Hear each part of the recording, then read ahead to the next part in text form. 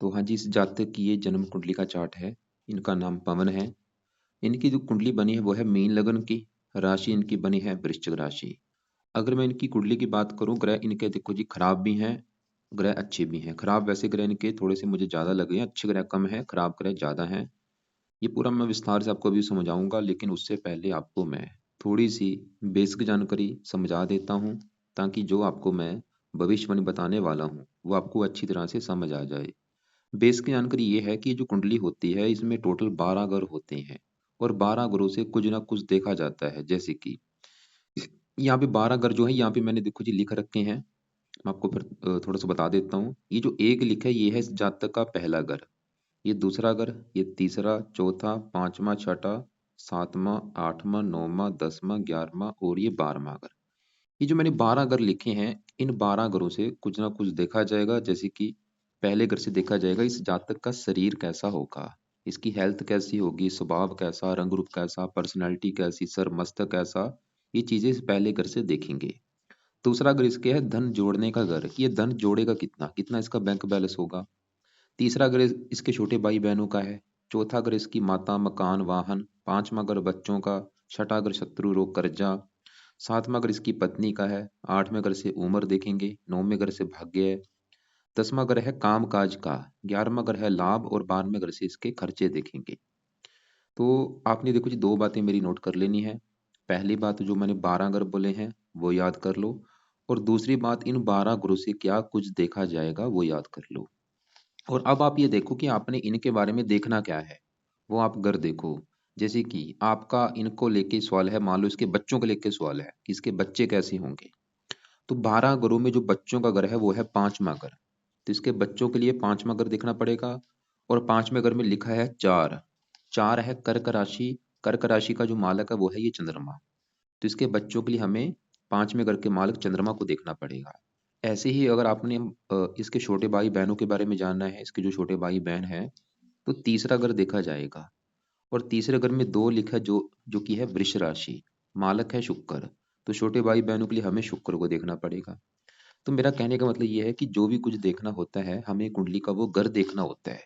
और घर का जो मालक होता है वो मालक देखना होता है, कि वो घर का मालक है कैसा, कहाँ जाके बैठा है। अब देखो जी इसकी अगर मैं कुंडली की, आप भविष्यवाणी की बात करते हैं। जैसे मैंने आपको अभी बोला, इसके ग्रह वैसे थोड़े से ज्यादा खराब हैं। अच्छे ग्रह भी हैं लेकिन अच्छे ग्रहों की संख्या है कम, खराब ग्रह है ज्यादा। और सबसे पूरी कुंडली में सबसे बड़े लेवल पे जो ग्रह खराब मुझे लगा है वो इसका सूर्य लगा है, जो कि 100 में से 70-80% इसको खराब फल देगा। ऐसा क्यों? सूर्य इतना भाई खराब है क्यों, सवाल ये है। सूर्य इसका देखो जी दो कारणों से खराब है, लेकिन सबसे बड़ा कारण सूर्य इसका यहाँ पे ये बैठा कहाँ पे है, देखो जी 8वें घर में। जैसे मैंने आपको भी बोला, घरों को रट्टा लगा लो, आपको पता होना चाहिए कि ये कौन सा घर है। जैसे कि कौन सा घर है, 8वां घर। तो 8वें घर में देखो जी बुध भी है, साथ में सूर्य है। तो सूर्य खराब होने का जो पहला कारण है वो इसका 8वें घर में जाके बैठा है, क्योंकि ये 8वां घर अच्छा घर नहीं होता। दूसरा कारण, सूर्य यहाँ पे बैठा भी नीच का है, और ये सबसे बड़ा कारण है। जैसे मैंने बोला इसकी पूरी कुंडली में सबसे ज्यादा ग्रह खराब है सूर्य। क्यों खराब है? क्योंकि सूर्य इसका नीच का बैठा है। ये जो साथ लिखा तुला राशि है, तुला राशि में सूर्य नीच का हो जाता है। ये जो ग्रह होते हैं देखो जी, अगर अपने घर में बैठे हैं फिर अच्छे हैं, दोस्त के घर में फिर भी अच्छे हैं, लेकिन अगर ये दुश्मन के घर में फिर हैं बुरे। और सबसे बुरे कब होते हैं? जब ये नीच के होते हैं। तो जैसे इसका सूर्य है नीच का। अब सवाल है कि सूर्य इसको बुरे फल क्या देगा। सूर्य एक तो जहां बैठा है 8वें घर में, 8वें घर की हानि कर देगा। और 8वें घर से क्या देखते हैं? आयु, मृत्यु, मृत्युतल कष्ट, लंबी बीमारी, दुर्घटना, गुप्त रोग, गुप्त विद्या, इन चीजों को खराब कर देगा। मतलब सूर्य मृत्यु कष्ट देगा, लंबी बीमारी दे देगा, क्योंकि 8वें घर से चीजें देखी जाती हैं। और सबसे ज्यादा जो रोग सूर्य देगा, मतलब सूर्य जो बुरे फल देगा, सूर्य बैठे इस घर में आके है, लेकिन सूर्य का एक अपना घर है, वो है ये छठा घर। और छठा घर देखो जी, छठे घर से देखा जाता है शत्रु। शत्रु, रोग, कर्जा, कोर्ट कचहरी, चोरी, ठगी, ये चीजें छठे घर से देखती है।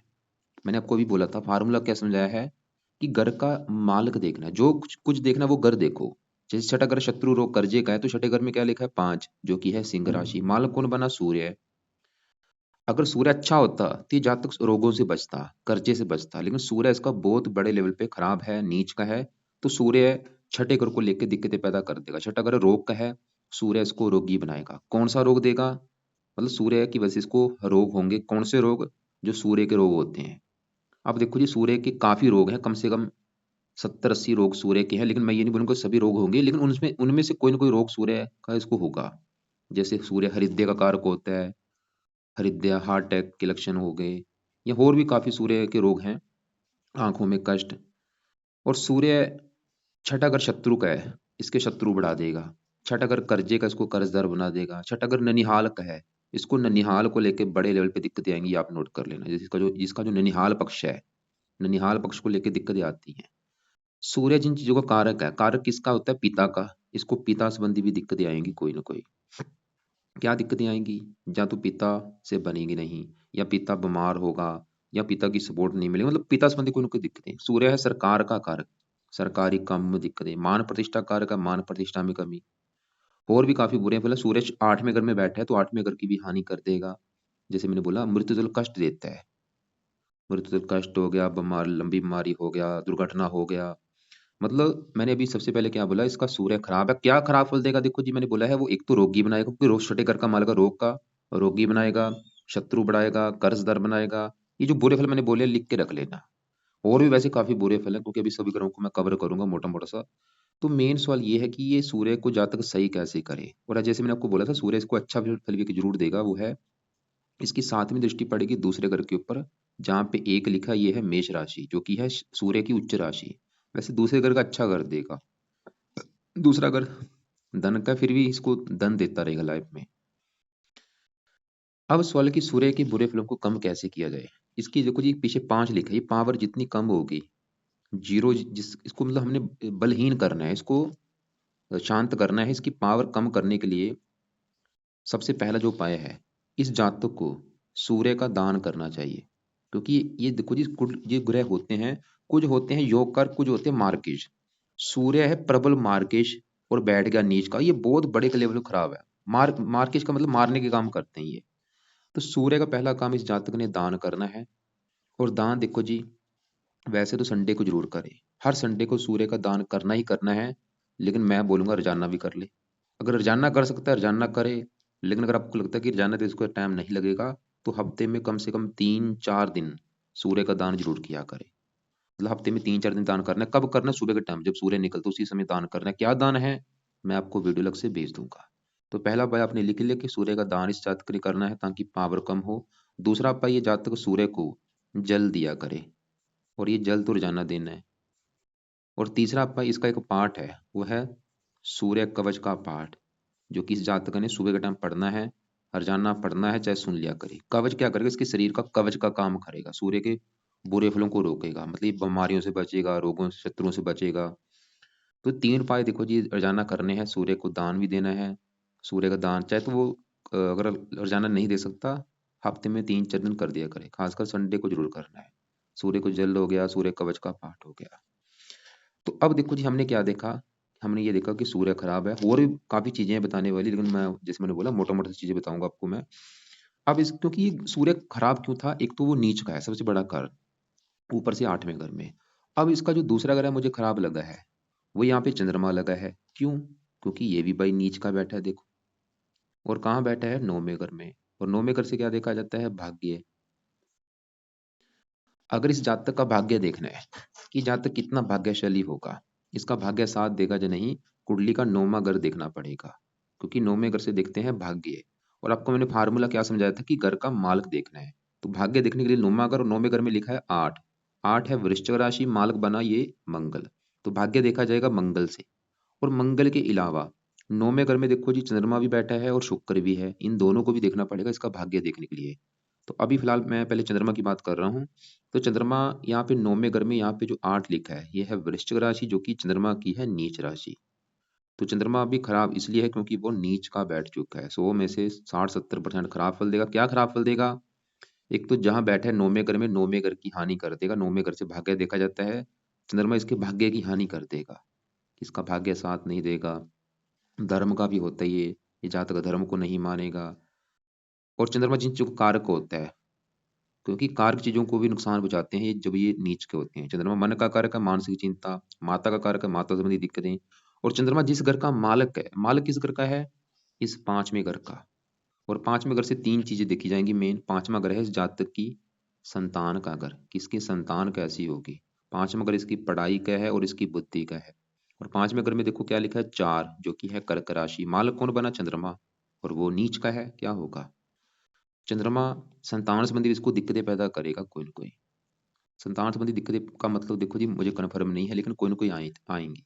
जहाँ तो संतान से हो सकता है इसका मनमुटाव हो, या संतान की लाइफ में कोई कष्ट आए, वो जीवन में ज़्यादा आगे ना बढ़ पाए, ऐसी दिक्कतें आती हैं। जहाँ संतान का भाग्य साथ ना दे, तो ये संतान संबंधी कोई दिक्कतें, इसकी पढ़ाई में दिक्कतें, इसकी बुद्धि को भ्रमित कर देगा। और खासकर ये जो बुरे फल होते हैं, इन ग्रहों का जो बुरा फल है वो दशा में ज्यादा बढ़ता है। मतलब सूर्य का जो बुरा फल है वो ज्यादा कई गुना बढ़ जाएगा जब भी इसके ऊपर सूर्य की दशा चलेगी। ऐसे ही चंद्रमा का बुरा फल चंद्रमा की दशा में बढ़ जाएगा। मतलब ये चंद्रमा का जो बुरा फल इसकी संतान को भी मिलेगा, इसकी जो बच्चे हैं वो बच्चों को भी लाइफ में कष्ट आएगा। वो कष्ट क्या आएगा, हो सकता है वो जीवन में ज्यादा आगे ना बढ़ पाए, उनको लाइफ में स्ट्रगल करना पड़े, उनका भाग्य साथ ना दे, उनकी हेल्थ खराब हो। तो यहाँ पे चंद्रमा के भी जो बुरे फल हैं वो आपको मैंने बता दिए हैं। संतान संबंधी, पढ़ाई में, बुद्धि को लेके, भाग्य की हानि करेगा। और सवाल है कि इसका लिए क्या किया जाए। वैसे यहाँ पे एक अच्छी बात है कि चंद्रमा इसका बिल्कुल 0 डिग्री का बैठ है, उसमें बल नहीं है जो बुरा फल देना है। लेकिन जो अच्छा फल लेना है वो भी इसको, वो अब सवाल कि अच्छा फल लिया कैसे जाए। तो इसका देखो जी, एक पाठ है, वही जातक पढ़ सकता है सुबह के टाइम। तो सुबह के टाइम इसने चंद कवच का पाठ रोजाना पढ़ना है, चाहे पढ़ लिया करे चाहे सुन लिया करे। छोटा सा पाठ है, 2 मिनट का पाठ है। तो कम से कम एक पाठ इसने रोजाना पढ़ लेना है सुबह के टाइम। अभी इसको मैं देखो जी काफी पाठ पूजा बताऊंगा, मैं कोशिश करूंगा चीजें कम करने की, क्योंकि पाठ पूजा ज्यादा बनेगी, क्योंकि ग्रह थोड़ी सी खराब है ज्यादा। तो फिर भी मैं कोशिश करूंगा कम से कम बता पाऊँ जो जरूरी चीज है। अब देखो जी, क्योंकि मैं भी टारगेट कर रहा हूँ खराब ग्रहों को। इसका तीसरे नंबर पे जो ग्रह खराब मुझे लगा है, ये राहु लगा है। राहु भी इसका बड़े लेवल पे खराब है। लेकिन राहु से पहले मैं यहाँ पे 10वें घर में जो शनि और गुरु बैठे हैं इनकी बात करता हूँ। और दोनों में भी सबसे पहले मैं गुरु की बात करता हूँ। देखो जी, ये है 10वां घर। 10वें घर से इस जातक का कामकाज देखा जाएगा कि जातक का कामकाज कैसा होगा। इसका 10वां घर पिता का भी है, पिता कैसा होगा, सरकार देखी जाती है, और मान प्रतिष्ठा। तो चार चीजें देखी जाएंगी 10वें घर से। और फार्मूला क्या है कि घर का मालक देखना होगा। तो 10वें घर में लिखा है 9, जो कि है धनु राशि। मालक कौन बना, गुरु। और हमें गुरु को देखना पड़ेगा, और गुरु कहाँ बैठा है, वो इसी घर में बैठा है। देखो, मतलब गुरु 10वें घर का मालिक 10वें घर में ही बैठा है, जो कि एक बहुत अच्छी बात है। इसका मतलब जो गुरु है वो है बड़े लेवल पे अच्छा। क्यों, क्योंकि वो 10वें घर में ही बैठा है जहाँ 10वें घर का है मालक।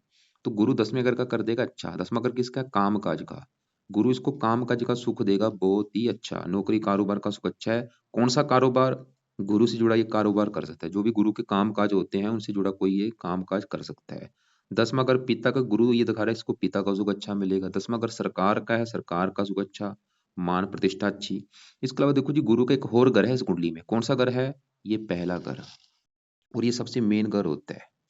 ये जो 12 घर आपको मैंने बोले हैं, ये पहला घर सबसे मेन घर है। देखो क्यों है, देखो जैसे 7वां घर इसकी पत्नी का है, 5वां बच्चों का, चौथा माता का, तीसरा छोटे भाई बहन। ऐसी जो पहला घर है, ये इस जातक का घर है कि ये जातक को खुद कैसा होगा, इसका शरीर कैसा होगा, इसका रंग रूप कैसा होगा, इसकी पर्सनैलिटी कैसी होगी, सर मस्तक कैसा होगा, पहले घर से देखा जाएगा। और पहले घर में क्या लिखा है, 12, जो कि है मीन राशि। और मालक कौन बना, गुरु। मतलब ये जो चीजें अभी मैंने बोली उसके लिए हमें गुरु को देखना पड़ेगा, जो कि बहुत अच्छा है। वो तो ये दिखा रहा है कि इसकी भाई हेल्थ बहुत अच्छी होगी, इसको कोई बीमारी नहीं लगेगी, इसकी पर्सनैलिटी अच्छी होगी, स्वास्थ्य अच्छा, स्वभाव अच्छा, रंग रूप अच्छा, बुद्धिमान होगा, समझदार होगा, विद्वान होगा, गुणी होगा। गुरु ये दिखा रहा है इसकी पर्सनैलिटी मुझे अच्छी कर देगा, गुरु ये दिखा रहा है। और गुरु की 3 दृष्टियां भी हैं। 5वीं दूसरे घर के ऊपर धनी बना देगा, चौथे घर को देखेगा 7वीं दृष्टि से, मकान वाहन के लिए अच्छा है। तो अभी हमने क्या देखा कि गुरु इसका है बड़े लेवल पे अच्छा। लेकिन नेगेटिव बात क्या है, जो अभी मैंने गुरु के अच्छे फल बोले हैं उन अच्छे फल में आ चुकी है कमी। मतलब जो अच्छे फल मैंने बोले हैं वो अच्छे फल अगर मान लो मिलते हैं, कम मात्रा में मिलेंगे, या हो सकता है वो अच्छे फल बुरे फलों में बदल जाएं। ऐसा क्यों, सबसे बड़ा कारण गुरु के ऊपर पड़ रही है राहु की दृष्टि। मतलब जो गुरु है 10वें घर में बैठा है, इसके ऊपर इस राहु की दृष्टि पड़ रही है। राहु कहाँ बैठा है, छठे घर में। राहु की 5वीं दृष्टि पड़ेगी 10वें घर के ऊपर, और 10वें घर में जो 9 लिखा है यह है राहु की नीच राशि। तो राहु क्या कर रहा है, 10वें घर का सत्यानाश कर रहा है। और 10वें घर में जो गुरु और शनि बैठे ये दोनों को भी खराब कर देगा। मतलब भाई गुरु है तो इसका अच्छा, लेकिन गुरु को खराब कर रहा है इस ये राहु ग्रह, क्योंकि दृष्टियां भी देखनी होती हैं कि शुभ ग्रह की दृष्टि है या एक अच्छे ग्रह की दृष्टि है।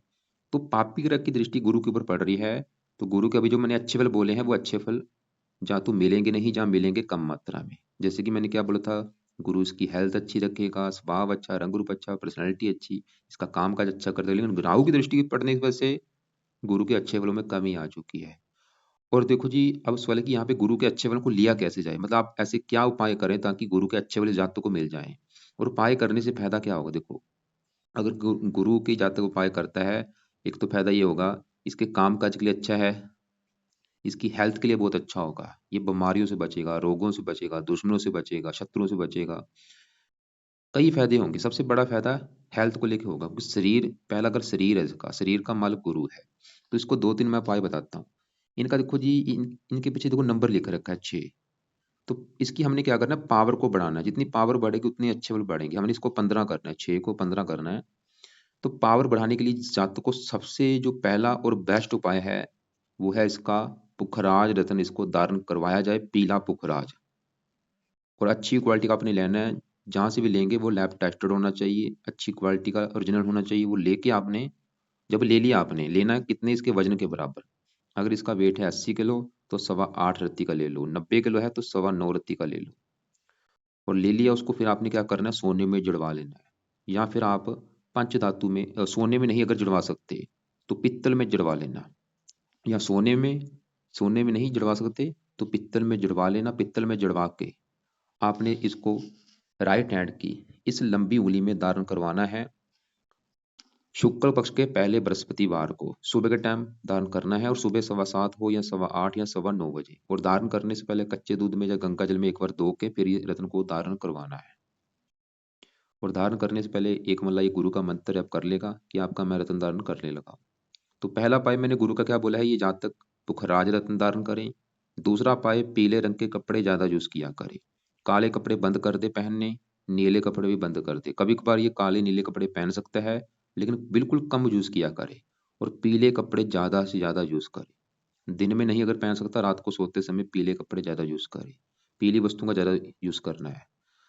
तो दूसरा पाए पीला यूज करने के लिए बोला है मैंने। और तीसरा पाए ये गुरु का मंत्र आप करके भी इसकी पावर को बढ़ा सकता है, जो कि है मंत्र ओम ब्रह्म बृहस्पति नमः।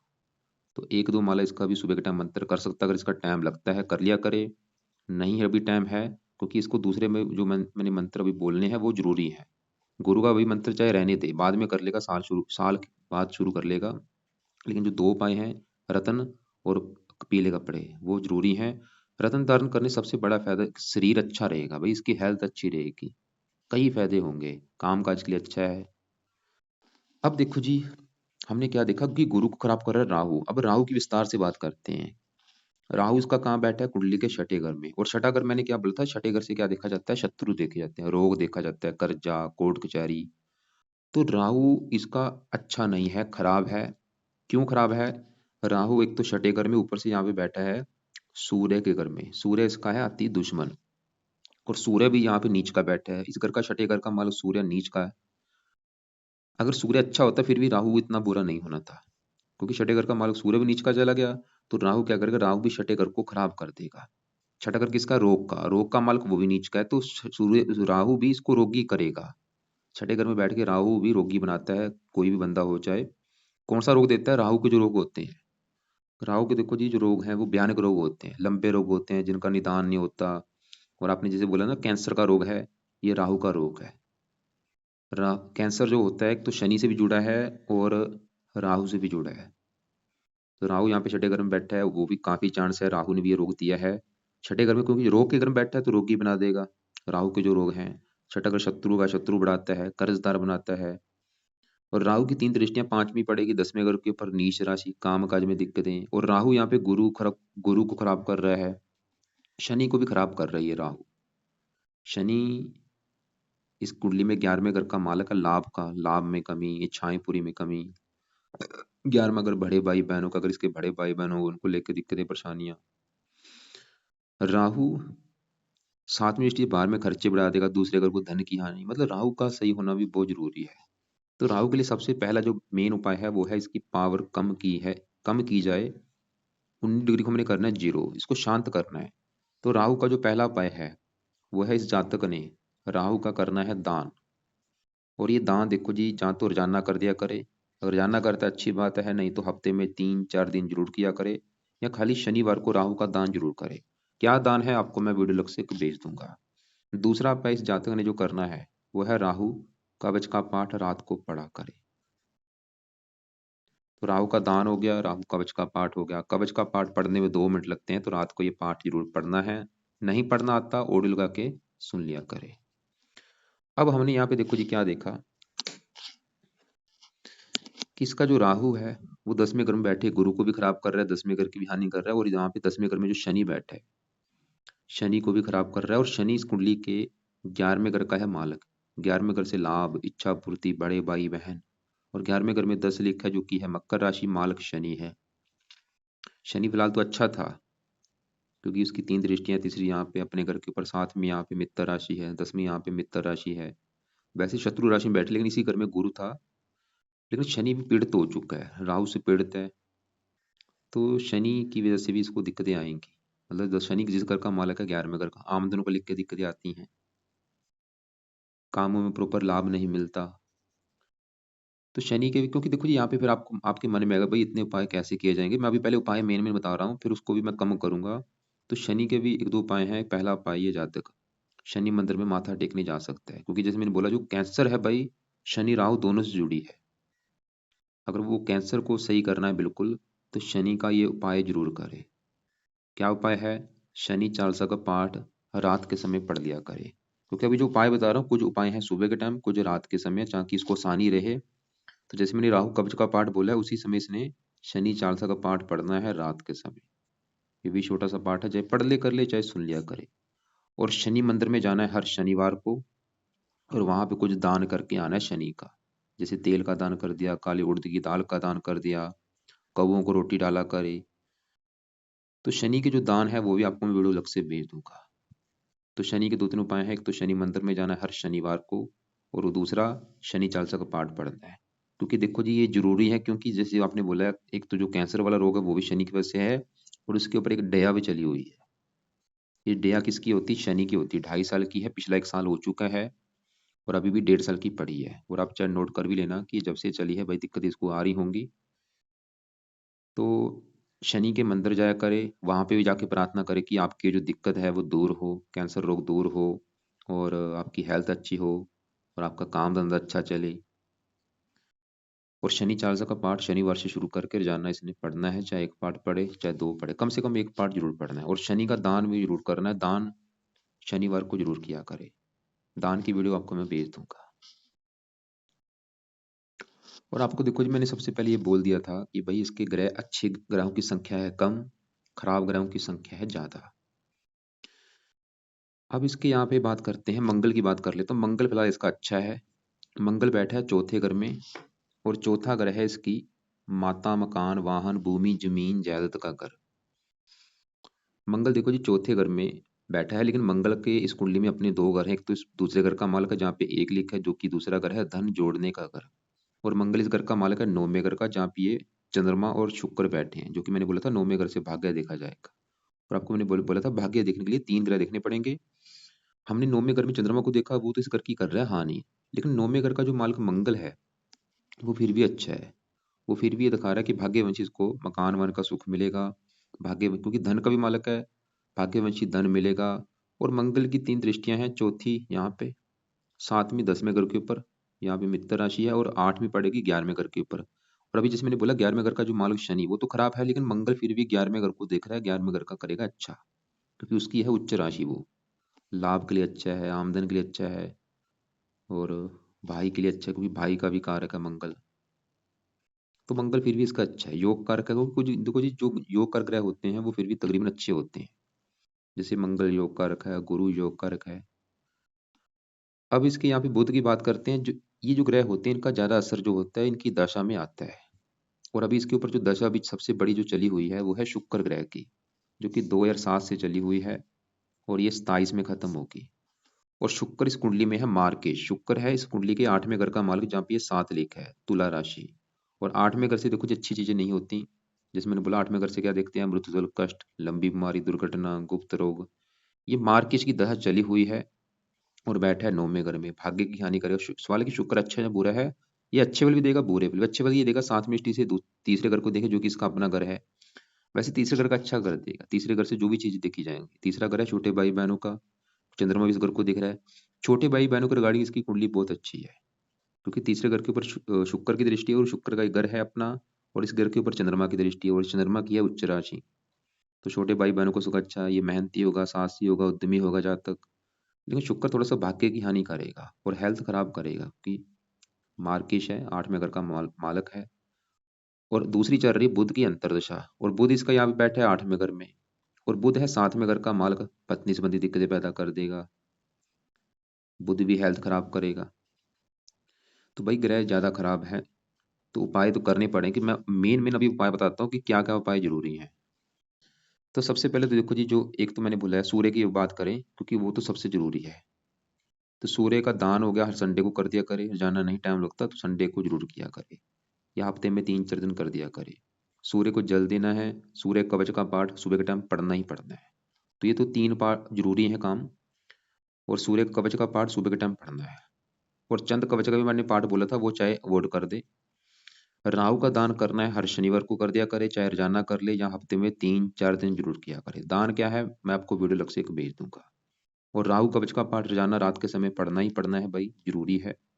और शनि चालीसा का भी पाठ पढ़ना है रात के समय जरूर है, क्योंकि शनि की वजह से जो रोग है, और शनि की टेया भी चली हुई है। तो राहु कवच और शनि चालीसा ये 2 पाठ रात के समय, और शनि मंदिर में भी इसने जाना है। इसके अलावा देखो जी, इसके ऊपर बड़ी दशा किसकी है, शुक्र की। छोटी दशा किसकी है, बुध की। और शुक्र है प्रबल मार्केश, लग्नेश गुरु का है शत्रु। तो शुक्र के उपाय में से पहला उपाय ये जातक क्या करे, अभी जो शुक्रवार आएगा रात के समय, शुक्र के जो मंत्रों की संख्या है 16,000, वो मंत्र एक बार ये जातक पूरे अगर कर सकता है तो 16,000 मंत्र पूरे कर ले। अगर इसको लगता है कि मैं कर लूंगा तो 16,000 मंत्र पूरे कर लेगा, संकल्प लेके शुक्रवार से स्टार्ट करेगा कि हे शुक्र देवता जी, मेरा नाम पवन है, जातीय है, गोतीय है, आपके मैं मंत्रों की जो संख्या है 16,000 वो पूरी करने जा रहा हूँ, ताकि आपकी कृपा दृष्टि बनी रहे, आपका बुरा फल मुझे ना मिले। सबसे ये बड़ा फायदा होगा, क्योंकि मार की भाई मारने का काम करते हैं, तो वो बुरे फल नहीं मिलेंगे। हेल्थ अच्छी रहेगी, रोगों से बचेगा, कई फायदे होंगे। तो पहला उपाय ये जाते हैं शुक्र के 16,000 मंत्र पूरे कर ले। और जब मान लो इसने शुक्र के मंत्र पूरे कर लिए, उसके बाद क्या करना है, इसने शुक्र कवच का पाठ रात के समय पढ़ना है, जब तक शुक्र की है दशा 27 तक। एक पाठ 2 मिनट का पाठ है। देखो जी, मैं आपको लग रहा होगा ज्यादा टाइम नहीं लगा, छोटे छोटे पाठ है। राहु कवच का पाठ 2 मिनट का है, शुक्र कवच का पाठ 2 मिनट का है। ये भी रात के समय पढ़ना है, कम से कम एक पाठ पहले मंत्र पूरे कर लेगा। और ऐसे ही बुध की भी दशा है, बुध भी देखो जी, ये बुध कवच का पाठ सुबह के टाइम पढ़ना है, ये सुबह को रख ले।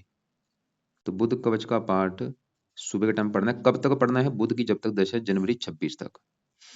तो अब आपको मैं एक बार रिपीट करता हूँ मैंने क्या क्या चीजें बोली हैं।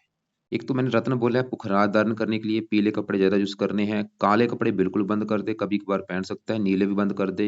दान किस किस का बोला नोट करो। एक तो राहु का सतनाजा दान बोला है, राहु के दान की वीडियो में भेजूंगा, वैसे इसका दान सतनाजा होता है, वो जरूर करे। सूर्य का दान बोला है, और इसके अलावा शनि का दान बोला है, शनि का दान शनि मंदिर में कर सकता है। बाकी जो पाठ पूजा है, कुछ पाठ पूजा सुबह के टाइम है, कुछ रात के समय। राहु कवच, शनि चालीसा, शुक्र कवच, ये 3 पाठ तो है रात के समय। शनि चालीसा का पाठ पढ़ने से डेया का बुरा फल नहीं मिलेगा, जो कैंसर होगा वो दूर होगा। राहु कवच का भी पाठ करने से कैंसर दूर होगी, बीमारियों से बचेगा। शुक्र कवच का भी पाठ करने से हेल्थ अच्छी होगी, भाग्य साथ देगा। और बाकी सूर्य का दान, सूर्य को जल देना, सूर्य कवच का पाठ और बुध कवच का पाठ, ये 2 पाठ है सुबह के टाइम। बाकी आप ऐसा करना, देखो जी मुझे एक बार कॉल कर लो, जो आपको बात समझ नहीं लगी या आपने जो पूछना है वो मुझे कॉल करके पूछ लेना। बाकी और भी आपके सवाल थे कि बिजनेस के रिगार्डिंग कैसे, क्योंकि बुध देखो जी बिजनेस का कारक है। 8वें घर में बैठा है, अभी दशा है, तो बिजनेस संबंधी भी दिक्कत इसको आएंगी। मतलब अभी समय अच्छा नहीं है। बुध की दशा है वो 8वें घर में बैठा है भाई, और शुक्र की दशा है वो मार्केश है। लेकिन शुक्र ऐसा नहीं कि बिल्कुल खराब फल ही देगा, अच्छे फल भी कई देगा। जैसे मैंने बोला तीसरे घर को देख रहा है, जो कि उसका अपना घर है, लेकिन वो बुरे फल भी जरूर देगा। बाकी फिर भी आप ऐसा करना, कल आप दोपहर को 1 और 2 के बीच में मुझे कॉल करके पूछ लेना जो आपके सवाल होंगे।